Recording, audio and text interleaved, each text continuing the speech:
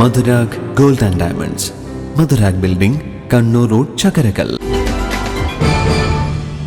മട്ടന്നൂർ നഗരസഭ നമസ്തേ പദ്ധതി പ്രകാരം സീവേജ് സെപ്റ്റേജ് തൊഴിലാളികൾക്കുള്ള വ്യക്തി സുരക്ഷാ ഉപകരണങ്ങൾ വിതരണം ചെയ്തു.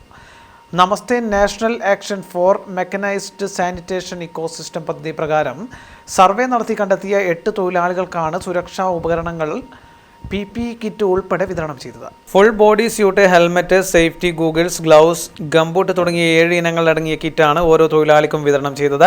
അർഹരായവർക്ക് ആയുഷ്മാൻ ആരോഗ്യ ഇൻഷുറൻസ് കാർഡുകൾ നേരത്തെ ലഭ്യമാക്കിയിരുന്നു.